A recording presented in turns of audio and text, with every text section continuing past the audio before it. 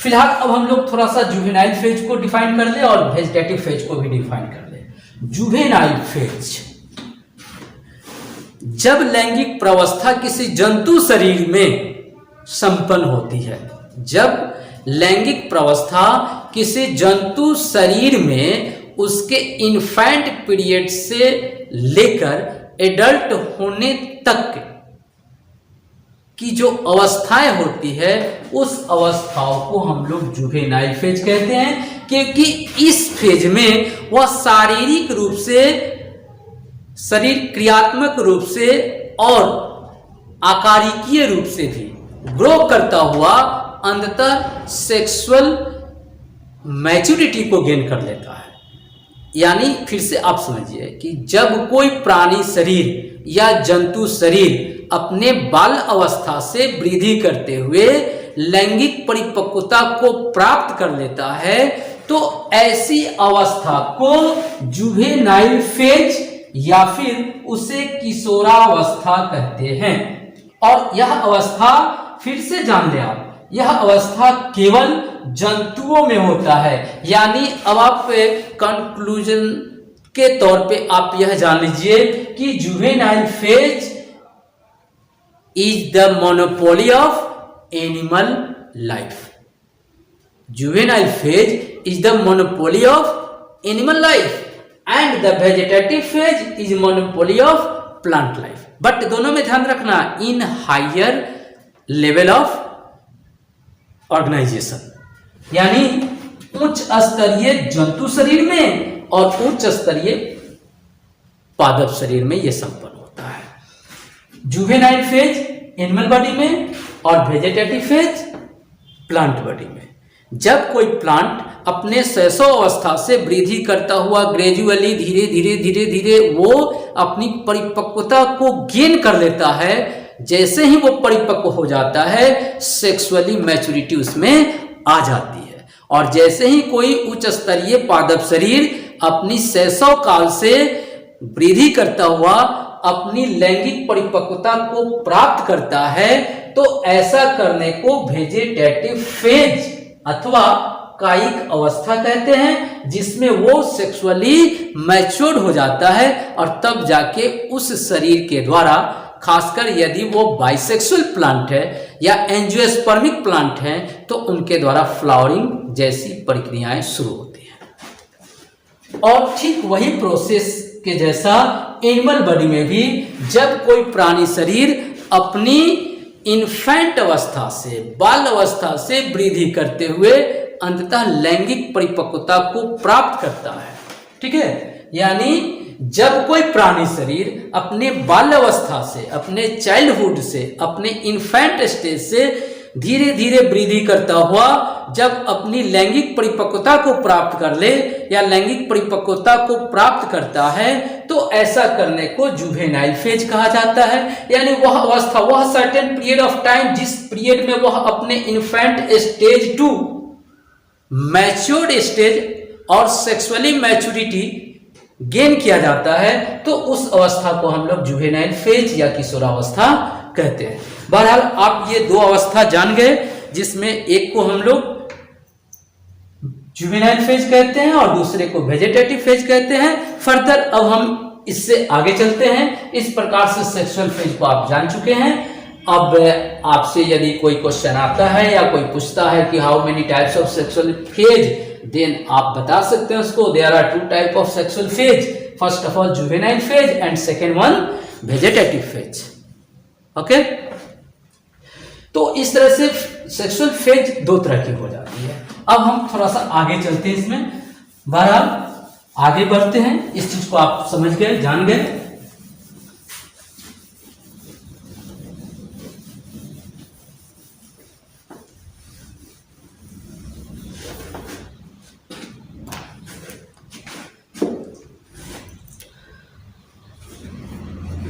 अब हम लोग देखते हैं ओस्ट्रस साइकिल।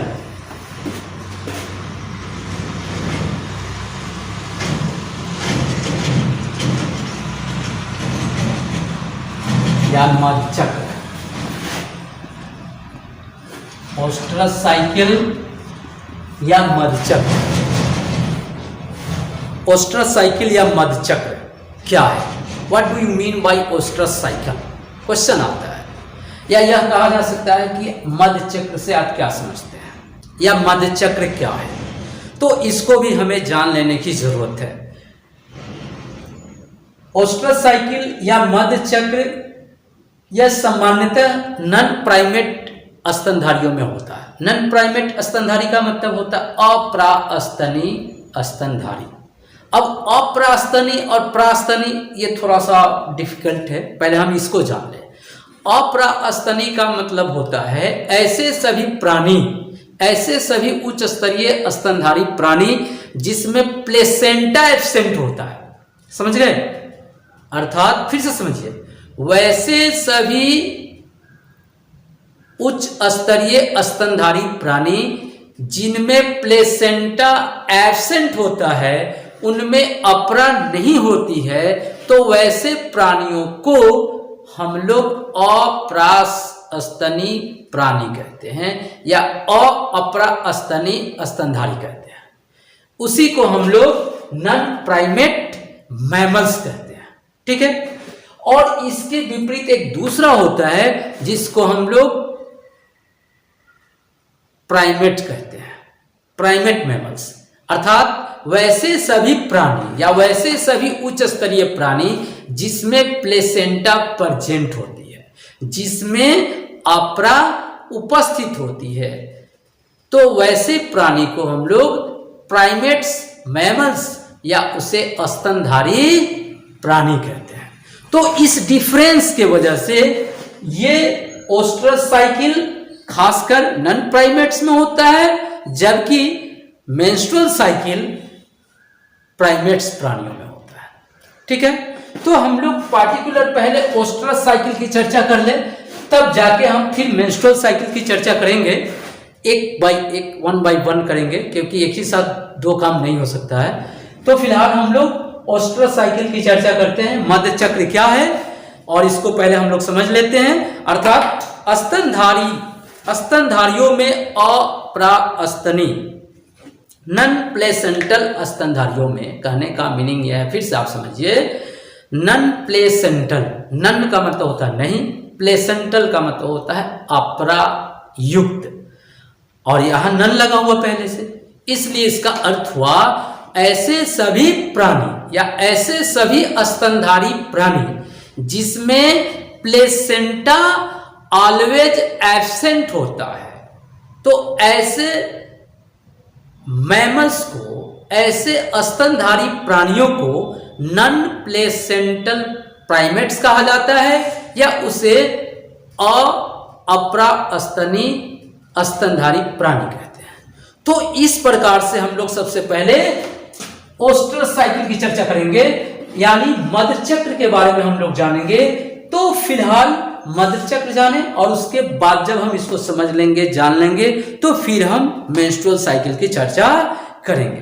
तो इस प्रकार से हम आप समझे, नन प्राइमेट या अप्रास्तनी स्तनधारियों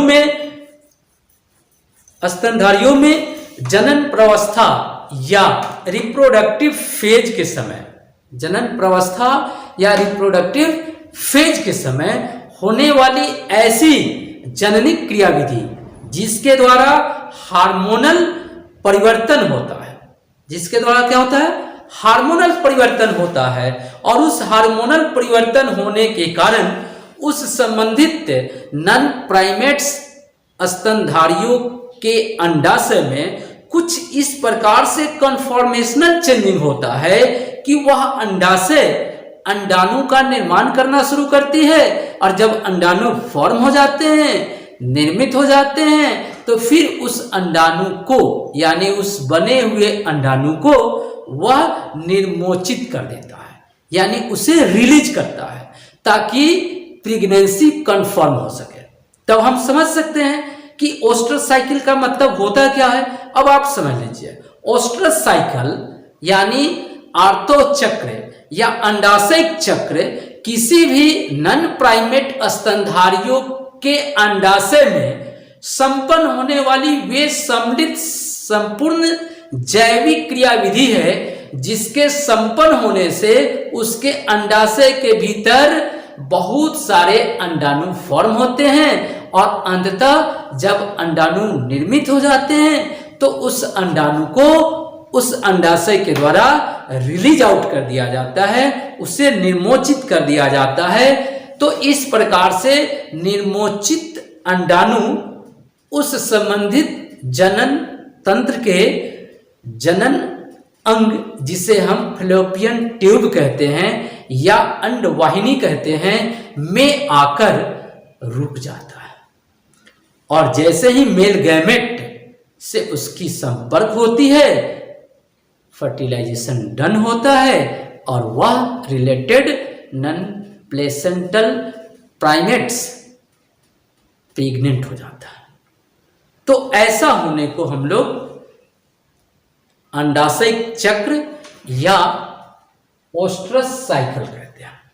फिर से हम लोग थोड़ा सा समझ लें, अर्थात किसी भी अपरास्तनी स्तनधारी प्राणियों के शरीर के अंडाशय के आंतरिक हिस्से में होने वाली ऐसी क्रियाविधि जिसके द्वारा उसमें अंडाणु निर्मित होने लगता है और निर्मित अंडाणु का पुनः निर्मोचन होने लगता है, तो ऐसा होने को ही ओस्ट्रस साइकिल या फिर उसे मधुचक्र कहते हैं।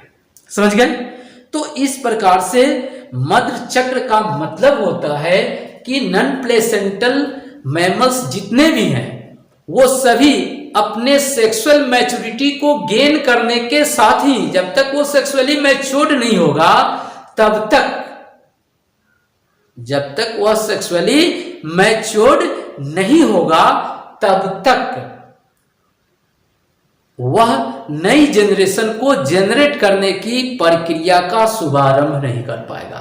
और नई जनरेशन खास करके नॉन प्राइमेट स्तनधारियों के द्वारा नई जनरेशन जनरेट करने की पहली अवस्था ही ओस्ट्रस साइकिल या मधुचक्र कहलाता है, क्योंकि उन अपरास्तनी प्राणियों के द्वारा नई जनरेशन तब ही जनरेट किया जा सकता है या जन्म दिया जा सकता है जब उसके अंडाशय के द्वारा अंडाणु का रिलीजिंग हो। जब तक अंडाणु रिलीज आउट नहीं होता है तब तक ओव्यूल का फर्टिलाइजेशन नहीं होगा, फर्टिलाइजेशन नहीं होगा, और जब तक फर्टिलाइजेशन नहीं होगा इन्फेंट नहीं फॉर्म हो पाएंगे।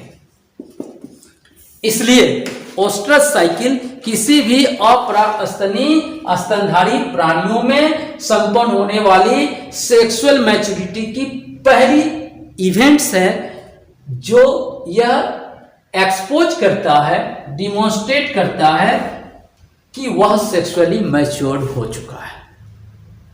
ठीक है, तो इस प्रकार से लैंगिक चक्र की पूर्णता पर उस संबंधित प्राणी शरीर के द्वारा ओस्ट्रस साइकिल को अपनाया जाता है और उसके सहारे ओस्ट्रस साइकिल जैसे परफॉर्म होती है उसके अंडाशय के द्वारा अंडाणु रिलीज आउट किया जाता है ताकि अंडाशय के द्वारा रिलीज किया हुआ अंडाणु फर्टिलाइज हो सके, और जैसे ही फर्टिलाइज होगा वह संबंधित प्राणी सगर्भ मानी जाएगी, वह प्रेग्नेंट मानी जाएगी, और जैसे ही प्रेगनेंसी समाप्त होगी वह एक नए छोटे से शिशु प्राणी को क्या करेगा, जन्म दे देगा। इस प्रकार से किसी भी नॉन प्राइमेट स्तनधारियों में संपन्न होने वाली ऐसी क्रियाविधि जिसके द्वारा उसके अंडाशय से अंडाणु को निर्मोचित किया जाता है अंडाशय चक्र या फिर उसे ओस्ट्रस साइकिल कहा जाता है। अब हम लोग देखते हैं फीचर्स ऑफ ओस्ट्रस साइकिल। अब देखिए ये ओस्ट्रस साइकिल के फीचर्स को जानने से पहले थोड़ा सा हम इसका एग्जांपल जान लेते हैं। ये ओस्ट्रस साइकिल किन किन नॉन प्लेसेंटल प्राणियों में पाई जाती है। तो नॉन प्लेसेंटल प्राणियों ऐसे बहुत सारे हैं, बहुत सारा एग्जांपल है, लेकिन कुछ एग्जांपल हम आपको बता रहे हैं जो आप सुनिए देखिए। तो इस प्रकार से नॉन प्लेसेंटल प्राणी के रूप में आपको सबसे पहले काऊ आता है। एग्जाम्पल,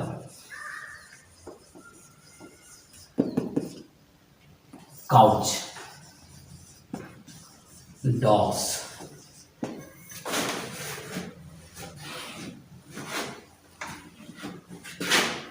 टाइगर,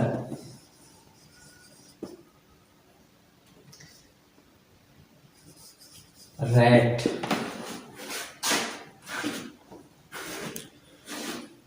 शीप, डियर, इन सभी प्राणियों को नन प्राइमेट्स कहा जाता है। नन प्राइमेट्स का मतलब होता है अप्रास्तनी प्राणी, जिसमें प्लेसेंटा नहीं हो। अर्थात ये काऊ में, डॉग में, टाइगर में, रैट में, सीप में, डियर में, गॉट में, ये सब में प्लेसेंटा नहीं होता, इसलिए ये सभी नन प्लेसेंटल प्राइमेट्स कहे जाते हैं, या इसे हम अप्रास्तनी स्तनधारी कहते हैं। तो फिलहाल अब हम लोग इसके फीचर्स जान लेते हैं। ओस्ट्रोसाइकिल का फीचर्स क्या होता है?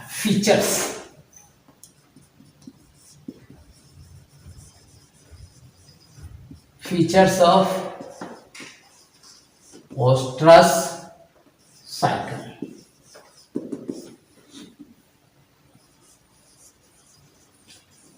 There are following.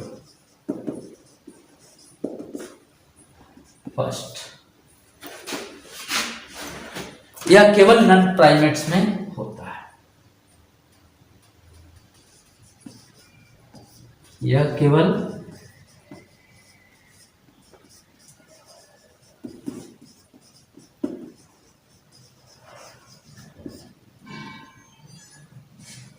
None primates में होता है। दूसरा होता है, इसे सामान्यतः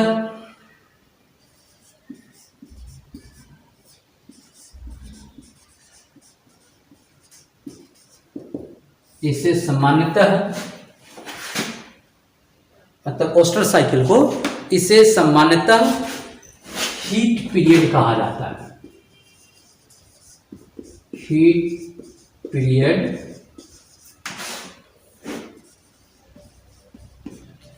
कहा जाता है।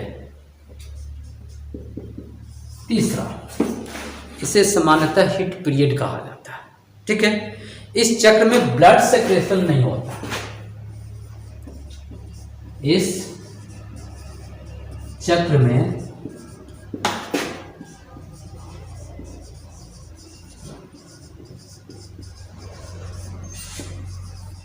ब्लड सेक्रेशन नहीं होता है। तो इस प्रकार से ये ओस्ट्रोसाइकिल हम लोगों ने देखा है, ओस्ट्रोसाइकिल के फीचर्स को देखा है। और फिलहाल अब हम लोग इसके बाद चर्चा करेंगे मेंस्ट्रुअल साइकिल जैसी परिघटना के बारे में, जो खासकर प्लेसेंटल मैमल्स से रिलेटेड है। ठीक है, अब देखिए इसमें से ये 3 महत्वपूर्ण फीचर्स हैं इसके अलावा भी 1-2 और फीचर्स हैं, लेकिन वो कुछ खास बेहतर नहीं है। तो ये 3 महत्वपूर्ण फीचर्स जानना आपको काफी जरूरी है। पहला फीचर्स है, यह केवल नन प्राइमेट्स में होता है। दूसरा है, इसे सामान्यतः हीट पीरियड कहते हैं। अब हीट पीरियड का अर्थ समझ लीजिए। हीट पीरियड का मतलब होता है सामान्य बोलचाल की भाषा में, ग्रामीण क्षेत्रों में सामान्य बोलचाल की भाषा में, जब कोई नन प्राइमेट्स मैमल्स जब एक तरह का सिम्टम एक्सपोज करता है, जिससे संबंधित गौपालक या उसके पालनहार जो भी होते हैं वो ये समझ पाते हैं कि हमारी जो ये पशु है, जो हमारा ये प्राणी है, ये मतलब ब्रीडिंग पीरियड में जाना चाह रही है। तो उस ब्रीडिंग पीरियड को सामान्यतः बोलचाल की भाषा में हम लोग हीट पीरियड कहते हैं, क्योंकि उस समय वो गाय या संबंधित भैंस या बकरियां जो होती हैं वो गर्म हो गई होती है, सेक्सुअली हीट हो जाती है। सेक्सुअली हीट होना मतलब ये एक तरह का सिम्टम इंडिकेट करता है कि अब वो फर्टिलाइज होने के लिए आतुर हो चुकी है, यानी आतुरता फॉर कंसीवनेस, यानी फीमेल गैमेट मेल गैमेट को कंसीव करने के लिए पूरी तरह से एबल हो चुकी है। तो इस एबिलिटी आने को का जो कंडीशनल सिम्टम्स होता है, उसी सिम्टम्स को हम लोग हीट पीरियड कहते हैं। यानी ओस्ट्रस साइकिल जब उसमें सर्कुलेट होती है, और ओस्ट्रस साइकिल की कंप्लीशन तब होती है जब उसके द्वारा ओव्यूल को रिलीज आउट कर दिया जाता है। मतलब रिलेटेड फीमेल रिप्रोडक्टिव सिस्टम के ओवरी के द्वारा जैसे ही ओव्यूल को रिलीज आउट किया जाता है, वह ओव्यूल जैसे ही फ्लोपियन ट्यूब में आकर उसके डिस्टल एंड पे स्टे करने लगता है for the purpose of fertilization, then इस पीरियड में वह संबंधित बॉडी कुछ खास कैरेक्टर एक्सपोज करता है अपने बॉडी के द्वारा, और उसी कैरेक्टर एक्सपोजिंग कंडीशन को हम हीट पीरियड कहते हैं, जिसमें आम बोलचाल की भाषा में यह समझा जाता है कि वह संबंधित पशु गर्म हो चुकी है। तब उसे नेचुरल या आर्टिफिशियल इंसेमिनाइज कराया जाता है, तब जाके उसकी फर्टिलाइजेशन, यानी उसमें जो ओवरी के द्वारा ओव्यूल रिलीज किया गया है वो ओव्यूल फर्टिलाइज हो जाता है, और फर्टिलाइजेशन जैसे कन्फर्म होती है, फर्टिलाइज्ड ओवा यूट्रस में चली जाती है फॉर द फर्दर डेवलपमेंट, और देन हीट पीरियड धीरे धीरे समाप्त हो जाता है, और तब वह अपने गेस्टेशन पीरियड को फॉलो करने लगता है। तो इस एक तरह से ब्रीडिंग पीरियड का यह इनिशिएशन है, जो वह इंडिकेट करता है कि संबंधित प्राणी मेल गैमेट को कंसीव करने में पूरी तरह आतुर हो चुकी है। और इस पीरियड में एक और आप जान लीजिए, चौथा फीचर्स इसका यह है कि वह कोई भी नॉन प्राइमेट मैमल्स जब हीट पीरियड से होकर गुजर रही होती है तो वो क्लैपिंग माउथ क्लैपिंग का कंडीशन क्रिएट हो जाता है। वो बहुत जोर जोर से चिल्लाना शुरू कर देती है, ठीक है, बहुत जोर जोर से चिल्लाना शुरू कर देती है, बोलना शुरू कर देती है, और उसके कान जो है वर्टिकली खड़े हो जाते हैं। तो इस तरह का जो सिम्टोमेटिक कंडीशन है, उसी सिम्टोमेटिक कंडीशन को हम लोग उस खासकर नॉन प्राइमेट्स के लिए हीट पीरियड कहते हैं। तो इस तरह से हम लोग ओस्ट्रस साइकिल को जान गए। अब हम लोग जानेंगे मेंस्ट्रुअल साइकिल। मेंस्ट्रुअल साइकिल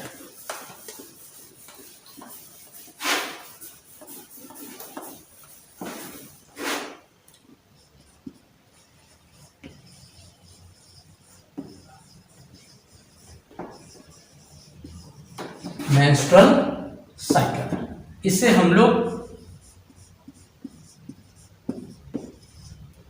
मासिक चक्र कहते हैं। मेंस्ट्रुअल साइकिल को हम लोग मासिक चक्र या ऋतुस्राव चक्र कहते हैं।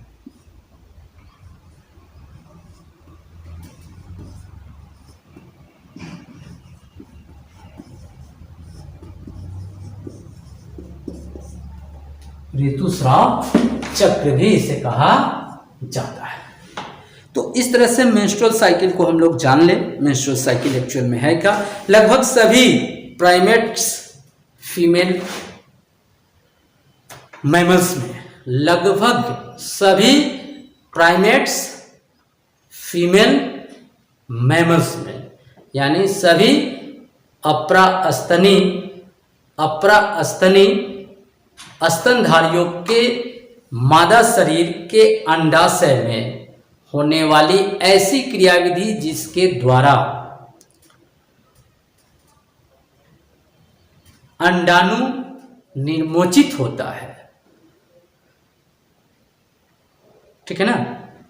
फिर से आप समझिए, किसी भी प्राइमेट्स फीमेल मैमल्स में होने वाली वह जननी क्रियाविधि जिसके द्वारा उसके अंडाशय से अंडाणु निर्मोचित होता है, तो ऐसा होने को मासिक चक्र कहते हैं या उसे हम मेंस्ट्रुअल साइकिल कहते हैं। यानी मेंस्ट्रुअल साइकिल जो है कहीं न कहीं एक सर्टेन पीरियड ऑफ टाइमिंग होता है जिसमें उस रिलेटेड बॉडी का ओवरी ओव्यूल्स को फॉर्म करता है, और जब ओव्यूल्स फॉर्म हो जाती है तो फिर से उस ओव्यूल्स को रिलीज आउट कर देता है। तो इस प्रकार से वह चक्रीय चक्र जो किसी मादा शरीर के अंडाशय में संपन्न होती है और उसके संपन्न होने से अंडाणु निर्मोचित होता है, तो उसे हम लोग मेंस्ट्रुअल साइकिल या उसे मासिक चक्र कहते हैं। जबकि यह मासिक चक्र 28 दिनों का होता है। खासकर ह्यूमन बॉडी के केस में यह मासिक चक्र या मेंस्ट्रुअल साइकिल 28 दिनों का होता है, और इस 28 दिनों में शुरू का पहले दिन से प्रथम 5 दिन 1 से 5 दिनों तक का जो पीरियड होता है, उस पीरियड में उस रिलेटेड फीमेल बॉडी के फीमेल रिप्रोडक्टिव पार्ट्स के वेजाइनल ओपनिंग से एक खास तरह का ब्लडी लिक्विड सेक्रेट आउट होता है, और वो तब होता है जब ओव्यूल्स रिलीज हो जाती है ओवरी के द्वारा, और वह ओव्यूल्स एक सर्टेन पीरियड ऑफ टाइम तक फ्लोपियन ट्यूब के डिस्टल एंड में स्टे करने के साथ ही ताकि फर्टिलाइजेशन डन हो सके। लेकिन उस सर्टेन पीरियड ऑफ टाइम में फर्टिलाइजेशन डन न होने के उपरांत जब वह ओव्यूल्स बेकेज्ड होकर के टर्न बैक यूट्रस में चली आती है, और यूट्रस में आने के साथ ही चूंकि वह ओव्यूल्स डिजनरेट होने लगता है, ओव्यूल्स क्या हो जाता है, डिजनरेट होने लगता है, और डिजनरेटेड ओव्यूल्स के साथ उस यूट्रस की इंडोमेट्रियम मेम्ब्रेन भी डिजनरेट होकर के ब्रेकेज हो जाता है, और टूट टूट के ब्लडी लिक्विड के साथ वेजाइनल ओपनिंग से बाहर outside to the body release होने लगता है। तो ऐसा होने को हम लोग मेंस्ट्रुएशन कहते हैं। इन हिंदी उसे हम लोग मासिक धर्म या फिर मासिक ऋतु धर्म कहते हैं। यह 1 से 5 दिनों तक चलता है। उसके बाद धीरे धीरे ये अवस्था समाप्त हो जाती है। फिर इस अवस्था के संपन्न होने के साथ ही अगले 14वें दिन फिर अंडाशय के द्वारा अंडाणु को रिलीज आउट किया जाता है। तो इस प्रकार से जब जनन अंगों के द्वारा मादा जनन अंगों के सहारे जब ब्लडी लिक्विड के साथ ब्रैकेज्ड ओव्यूल व इंडोमेट्रियम की झिल्ली टूटी फूटी ब्लडी रक्त रंजित स्राव के रूप में जब विजाइनल ओपनिंग से बाहर निकलती है या बाहर रिसने लगती है, तो ऐसा होने को हम लोग मासिक धर्म कहते हैं या उसे हम लोग मेंस्ट्रुएशन कहते हैं। जबकि यह पूरी चक्र जो प्रत्येक महीने संपन्न होती है, जिसके फलस्वरूप अंडाशय अंडाणु को फॉर्म करता है, फिर अंडाणु बन जाते हैं, फिर उस बने हुए अंडाणु को रिलीज किया जाता है, फिर अंडाणु अंडाशय से रिलीज होने के बाद फ्लोपियन ट्यूब के टर्मिनल एंड यानी फिम्बरी के द्वारा कलेक्ट की जाती है। फिर जिगजैग मूवमेंट होने की वजह से फ्लोपियन ट्यूब में वह अंडाणु धीरे धीरे उसके डिस्टल एंड पे आके स्टे करते हैं। फिर स्टे करने के साथ ही जब फर्टिलाइजेशन डन नहीं हो पाती है, तो फिर वो डिजनरेट होकर के यूट्रस में डाउनफॉल होते हैं, और जैसे ही एक तरह से वो डैमेज हो जाते हैं, और डैमेज ओव्यूल जो होते हैं वह यूट्रस के इंडोमेट्रियम झिल्ली को या इंडोमेट्रियम वॉल को भी डैमेज कर देते हैं, इन्फेक्टेड कर देते हैं, और इस तरह से इंडोमेट्रियम झिल्ली भी ब्रेकेज होने लगते हैं। और ये सारे चीज यानी टूटा हुआ अंडाणु, टूटी हुई इंडोमेट्रियम की वॉल धीरे धीरे ब्लडी लिक्विड के साथ वेजाइनल ओपनिंग से बाहर आउटसाइड द बॉडी रिसने लगते हैं तो इस रिसने के कंडीशनल स्टेज जो 1 से 5 दिनों तक का होता है, किसी किसी में 1 से 3 दिनों में ही यह क्लियर हो जाता है, किसी किसी में 1 से 5 दिनों तक होता है। तो इस कंडीशनल सेक्रेशन, ब्लडी सेक्रेशन को हम लोग मेंस्ट्रुएशन कहते हैं या इसे हम मासिक धर्म कहते हैं। और इस मासिक धर्म होने की चक्रीय चक्रानुक्रम को जो प्रत्येक महीने उस संबंधित फीमेल बॉडी को उससे पास आउट होना होता है, उसे हम मासिक चक्र कहते हैं या फिर उसे मेंस्ट्रुअल साइकिल कहते हैं, जो लगभग सभी प्राइमेट्स में देखा जाता है। खासकर मानव में तो ये काफ़ी एडवांस फॉर्म में प्रेजेंट होता है।